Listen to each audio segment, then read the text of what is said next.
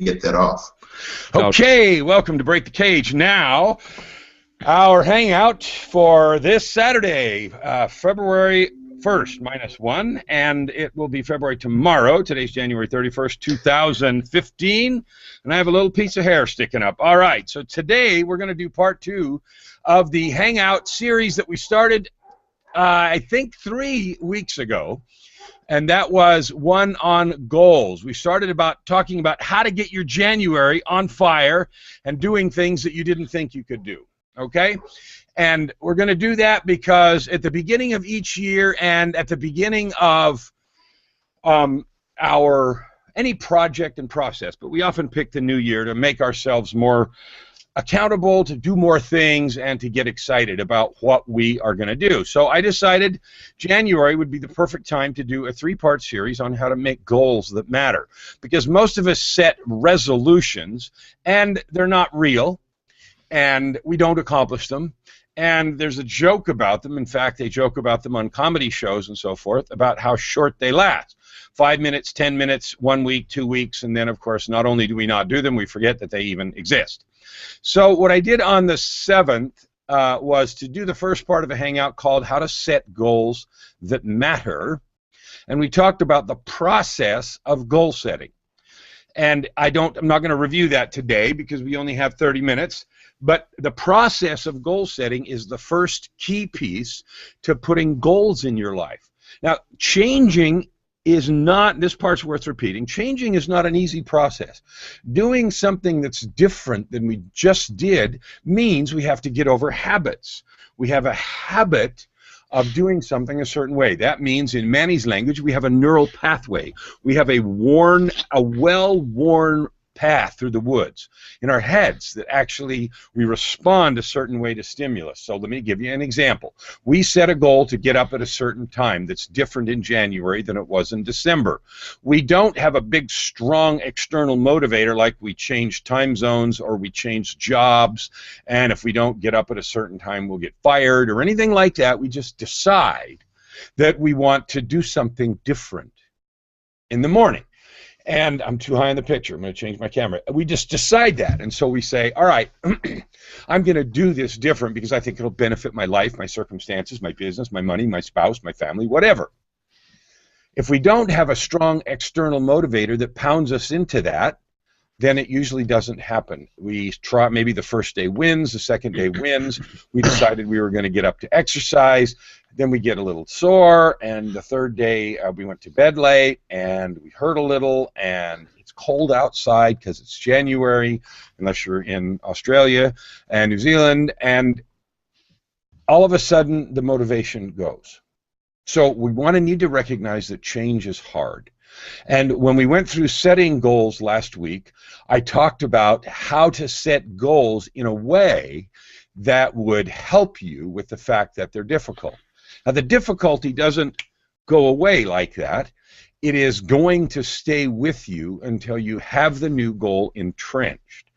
I called that energetic inertia or spiritual inertia. It's like gravity. You're pushing against a new muscle.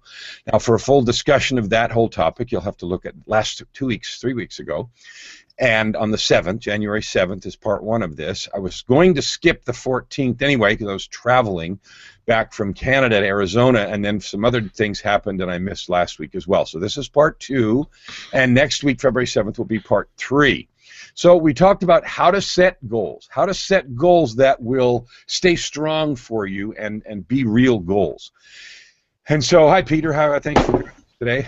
So that's what we talked about 3 weeks ago, and today we're going to talk about part 2 of that, because even after you have set powerful and good goals, even if you set goals in the process that I described for you, and using that process, the next issue is that inertia, that habit gravity. Evan Pagan calls it habit gravity. I call it energetic inertia, but it's simply the force that pushes against us when we try to make changes. Today, excuse me. Today we're going to talk about part 2, which is how to keep those goals clear and present. How to keep them in your view.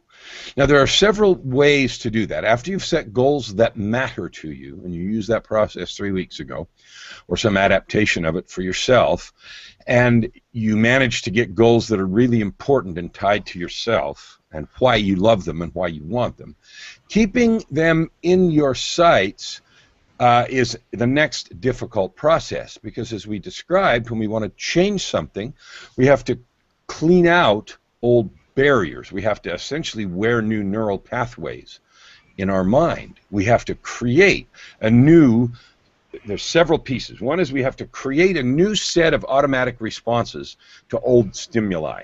So, for example, alarm clock goes off, natural response was hit snooze, ignore it completely, turn over, and remember that I still have an hour or half an hour or 20 minutes. That was the old response. The new response, according to your new goal, needs to be, I can hit snooze once, I've said it earlier, allowed myself one snooze, then I have to get up, hit the floor, and move.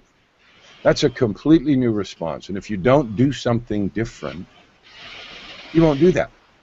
You just won't do that. So that's the first piece. And so how do you do that? So doing things on purpose to overcome that habit gravity or that energetic inertia is the first key. So people say things like, okay, fine, set the alarm across the room. That's fine. That may help, but if you gave yourself permission to hit snooze once, then that means you got up once, you went over there and hit snooze. And after a few days of that, what happens is you get mad, and so you just turn it off, or you knock it on the floor, wherever it's sitting over there, and you don't.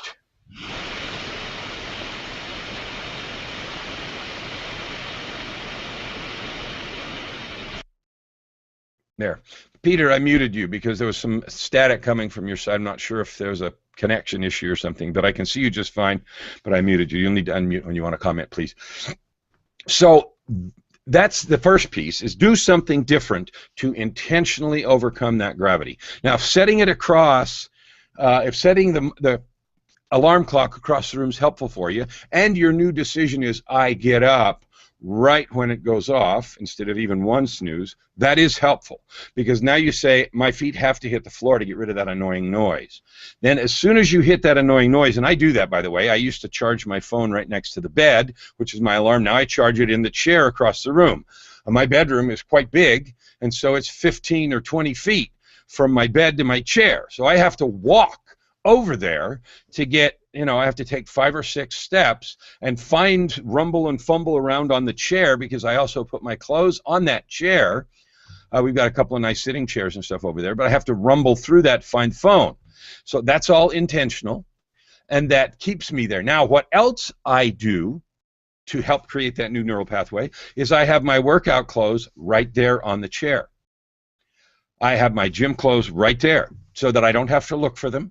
I don't have to fuss. I can put them on now. And so it's still there, Peter. It's a big hissing sound. Not sure what it is.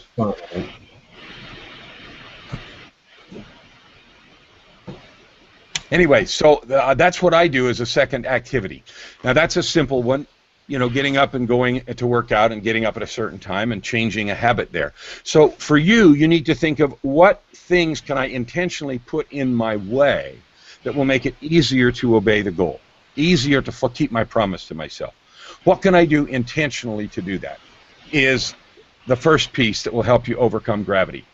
Okay, a next piece is there was a reason that you picked this goal. There was a reason that you picked this goal, that you chose it. Something about it told you that it was important. In your heart, you said, I want to do this. Now, let me go back to weight and getting up, because there was a time in my life when I had to lose 100 pounds. And so weight was really important to me during that couple of years that it took to use, a year and a half or so. So I had to do some other things intentionally to remember that goal. And as soon as I get done with this point, I'm going to open it up for comments, and you guys can unmute and tell me what you think and your own ways of doing it. But the second thing that I did is I had to continually revisit why it was important to me. The reason I made weight a really hard goal for me then is I was having little kids at the time, and I didn't want to be a fat, out of shape, pig is what I thought of myself as, excuse the euphemism, but I didn't want to be that. I wanted to be able to play with my kids and jump around and play outside and play football and do stuff. And I thought, I'm 90 pounds overweight. I can't do that. I'm a fat pig. I'm not doing that. If I do that, my kids are going to grow up and they're going to have an old man who runs a couple football throws. Oh, I got to watch you guys. I'm not living like that. I'm not doing that. And I turned on a big emotional thing about that because I wasn't going to grow up and be that kind of dad. My dad wasn't. He played ball with us and stuff like that. So I wasn't going to do that. So that was another thing, is revisit regularly the reason that goal was so important to you. So one, intentionally create new patterns that help you with the habit gravity. Setting an alarm clock across the room is one. Putting my gym clothes out so they're right there and available is another. Continually revisiting my reason for setting that goal is another thing.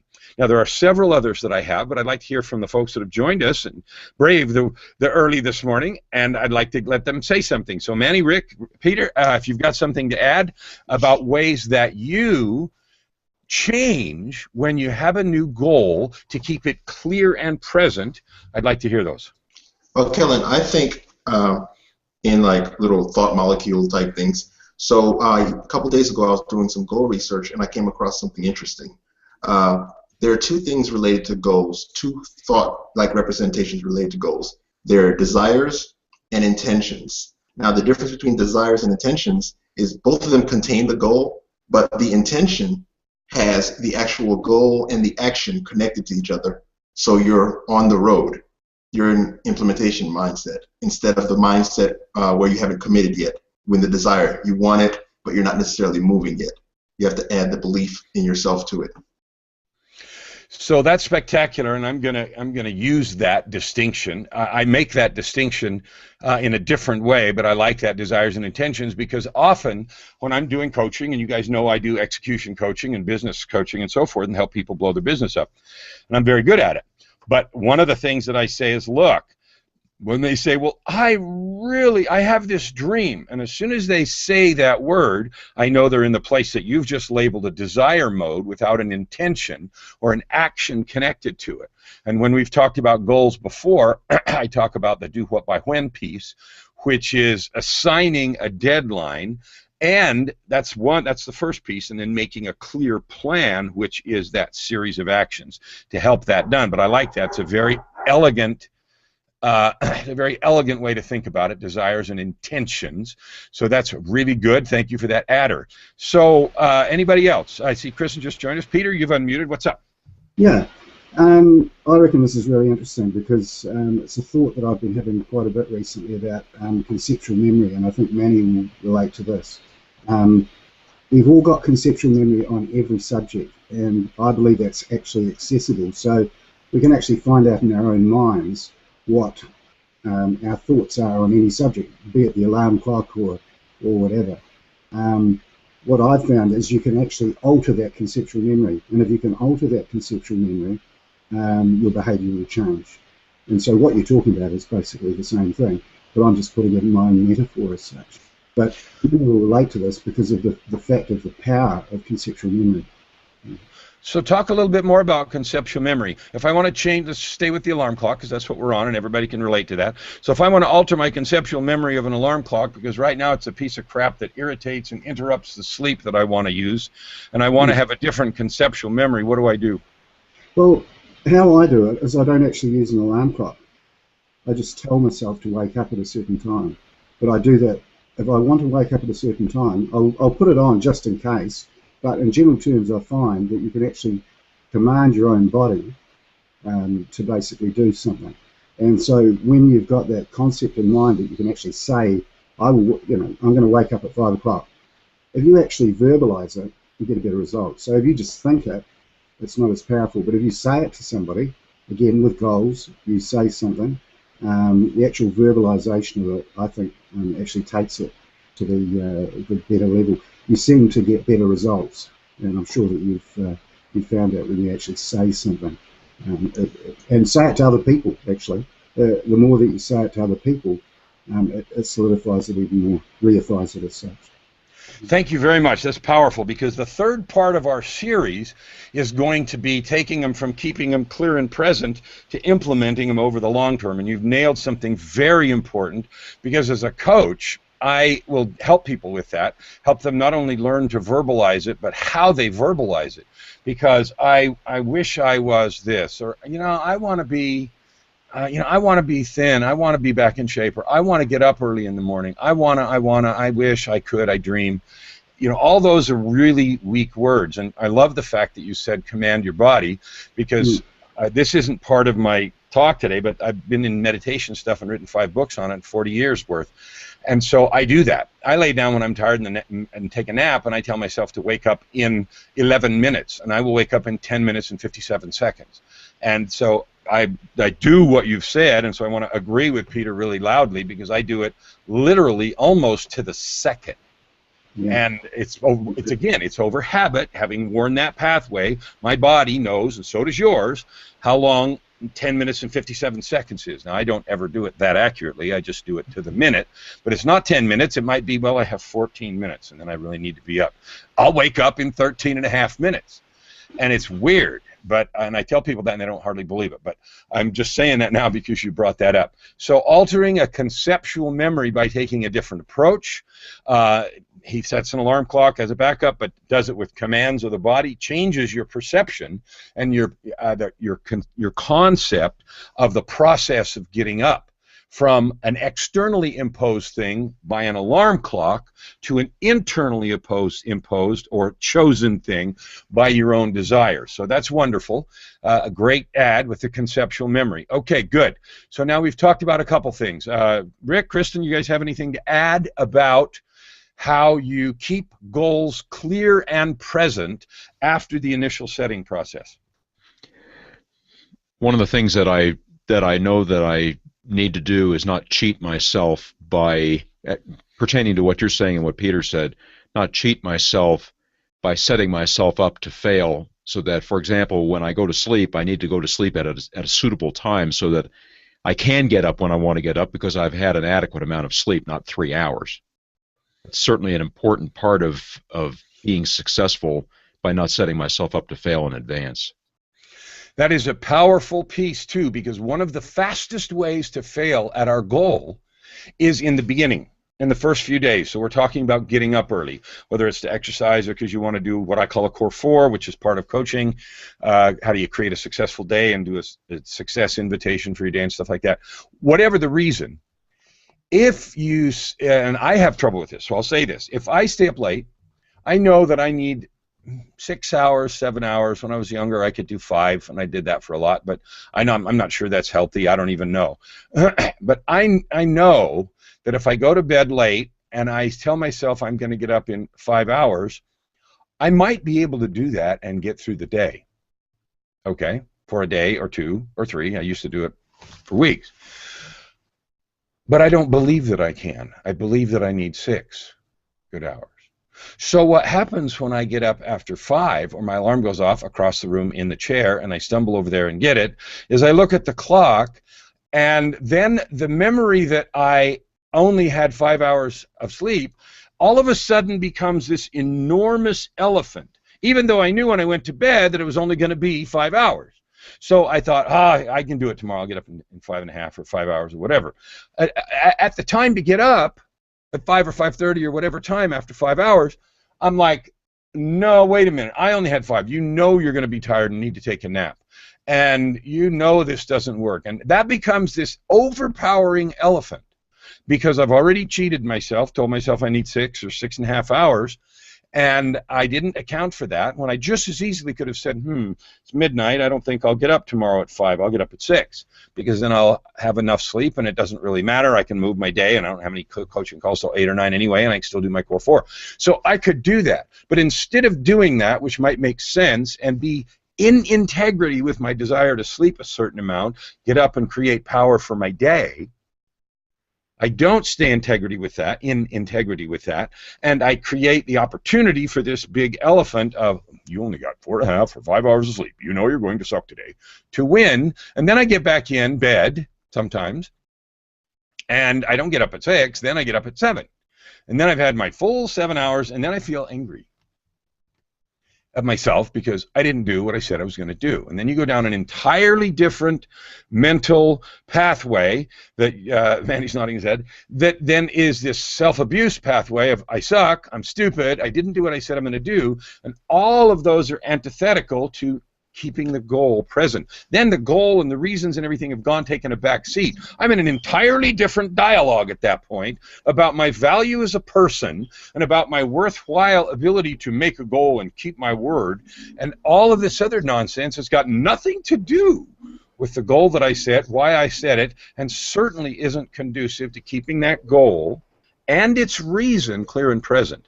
And so I want to make sure that you understand that the act of keeping the goal clear and present isn't just I told myself I'd get up early. It is I told myself I want to start my day better and have a little more space in the morning so that I can create power and goodness. That's why I've chosen to get up a little earlier. That's keeping it clear and present, not just the goal itself, but the reason and the desire that drove it in the first place. Kristen, I see you've unmuted. What's your comment? Oh, well, I didn't mean to unmute, actually, but it's just a couple things come to mind, and I think Peter touched on it, making sure that you tell someone so that you have that person to be accountable to. That's totally important. And one of the things I do, and I started saying this, and you just reminded me to finish my thought, which is in coaching, when I get people to articulate a goal, I've had clients, more than one, but I'm thinking of one right now in particular. Well, you know, I really want to do that. You know, I think, yeah, that sounds like a reasonable thing to do. Yeah, I want to do that. About like that. And I'll say, I'll just look at, you know, do about like this, and I'll say, okay, let's try that one more time. Are you going to make these phone calls? And, you know, I mean, there's any reason why I shouldn't make those phone calls. Okay, that's really interesting. Are you going to make these phone calls? Well, you know, they're really, I mean, you know, yeah. Okay, this is a one-word question. Are you going to make the phone calls? Well, you know, yeah. Okay, this is still a one-word question. Are you going to make the phone calls? Yes. Okay, good. Say I choose to make 3 phone calls before 10 o'clock. Well, I think I have time. No, so the process repeats, right? Until finally it's yes, and I choose to make 3 phone calls before 10 o'clock. And then depending on where the client is in their development and their ability to understand what we're doing, then it becomes I work with them until they can look me right in the eye in the camera and say, I choose to make 3 phone calls before 10 o'clock today, or tomorrow, or every day between now and our next weekly phone call. And that languaging and how we language it is so powerful with respect to keeping ourselves motivated and with keeping the implementation intention that Manny talked about in front of us. So remembering, I choose to make this goal. I choose it because I found myself rushed, out of breath as I started my day, and I didn't get my devotional time in or my meditation time in. And it started my day out of sorts, and I did it day after day, and I tried to squeeze it in other places. But, you know, the days when I did get up and I did it in just block of an hour, I just kicked butt that day. So I know what it does for me, and I choose to remember that. Anyway, so languaging it in positive, direct, specific implementation language and being clear and focused, all of that to another person is a key piece of keeping that goal clear and present before you, and more importantly, the reason, the motivation, the emotional driver to do that. And I'm sure our esteemed panelists have got comments also, so please continue. I love what you said there about just all of that, about the languaging, and I think also another kind of trick that I play with myself is, which I learned from you, Speed to Profit Marketing, was taking power stance, having that movement that I associate with that drive.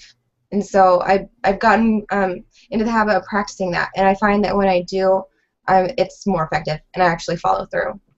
Because I also look at myself, and I believe, and I do it until I believe myself, I'm going to do this. Totally true. Practicing things in front of the mirror.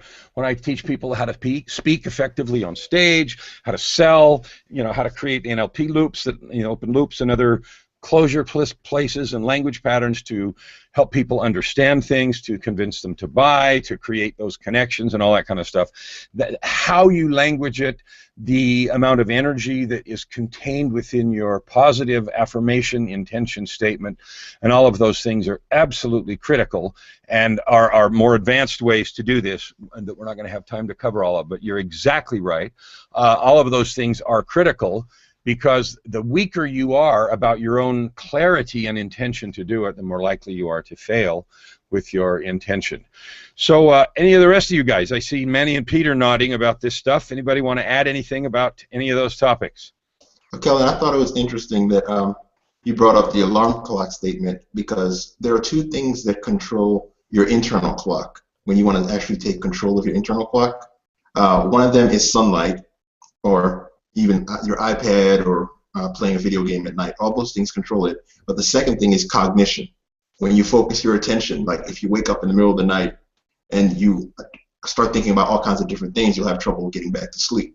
In the same way, when you start your day in the morning, by focusing your attention in a specific way, what you're doing is you're telling your clock, this is when I start my day. And a whole different DNA cascade happens, and cortisol spikes, your sugar gets to your brain, and you start your day. So you think yourself into setting your alarm clock internally like that. That's a fantastic point, because that goes directly to how I do that when I lay down for a short nap, or when I go to bed and tell myself to get up at a certain time without a clock. And the number of days that I wake up at 1 minute to 5 is astounding. So that happens, 4:55. When I don't get in good practice, then I get up to 5 minutes off the appointed time. When I'm in good practice, it's less than a minute. But I do that. I lay down, I focus on exactly what time it is right now. I focus on exactly the number of hours and minutes until I want to get up. I tell myself what that is, and then I relax into that and meditate into a peaceful state, and then put myself to sleep in a minute or two, but with the notion and knowledge that I'm going to get up in a certain number of hours and minutes. Peter? Yeah, one of the things I use are one-word commands. So, and I find that very, very powerful and very easy to do, so you don't have to put a lot of effort into it. Like the word focus is a good example. If you're needing to focus, or you're needing to relax, or whatever you're actually wanting to do, I use these one-word commands, and they seem to be very effective, as long as you believe them. I mean, I believe it, that it's going to do what it does, and perhaps that's got an element on it. But yeah, that's the little bit that I'd like to add, just that you can actually simplify them by coming down to single commands. And I believe you can, as I said earlier, talk to your own body, tell your own psyche what to do. And it's like an operating system. You're at the command prompt, you type in whatever you want, and you're going to get a result. And we've got to think of our minds as being capable of doing that. So you give it, that's a very valuable thing. Thank you. And here's what we're going to do. We're running out of our half an hour, and so I'm going to have a series after this one on this body control piece, because this has to do with learning. There's a whole thing about that, and we could spend 2 or 3 hangouts learning to do that. I have a thing that I do when I practice meditation that has to do with how I hold my fingers, and effectively it's a one-word, or it's a non-verbal command, but it's a motion. So I did one day, I took a very, very long time, a couple of hours, and did a full body scan meditation, and very, very deep, way past alpha state and everything else, and then said, when I do this motion with my hands and touch them in this particular way, I will return immediately to this body state. So when I lay down or sit down in a chair to do meditation, or sit on the floor, and I consciously and intentionally do that motion, equivalent to a one-word command, and commands work the same way, and a focus would be a good one to wake up. You teach your body what that command means, and when I do it, I can drop from a busy mindset clear down to the bottom of alpha so fast that I almost forget to breathe. I can feel the entire body, metabolism, heart rate. My heart rate becomes very loud in my ears, and I can hear it slowing down literally between beats and just disappear. And if I'm not careful, literally, I have to remember to breathe, and then if I were not practiced at this, I would gasp suddenly, but then even then I take the next breath slowly and deliberately and control the need to gasp. But that is so powerful, and your ability to control your body is astounding, and it is far beyond what we've used. So we've well saturated this topic and our time about how to keep your goals clear and present, so that after you set them in the way we talked about 3 weeks ago, you then do these things to keep them clear and in front of you by revisiting the reason you did it, revisiting the outcome you expect, revisiting the joys and pleasure of that outcome, the way you'll feel and all of the parts that went into goal setting, how that is going to make a difference in your life and what you'll be able to do, and then creating the beginnings of different neural pathways and remembering those when you have those struggles, because habit gravity, as I mentioned, Eben Pagan calls it, and energetic inertia, that block that keeps us from moving in a new direction, which has to do with neural science and everything else, are all very real, and if you ignore them, they will crush you in your process to changing things. Now, we've talked a lot about alarm clocks and things this morning, but this is true for every pattern and habit. And I have lots of case studies in my own coaching practice for things as serious as drug addiction and very powerful things that are much more difficult than getting up at a certain time in the morning. It works the same, the process is the same, and you can accomplish amazing things. Thank you to the 4 people that were here with me today. I appreciate it. Thank you guys all. Anybody want to say any final things before we end our show? Seeing no microphones unmute themselves, I'll wish you all a very cheery Saturday, or I guess it's Sunday morning down for Peter. And thank you for being with us. We'll see you next Saturday for How to Set Goals That Matter and Make Them Happen, Part 3. Join me again at this same time. We'll see you later.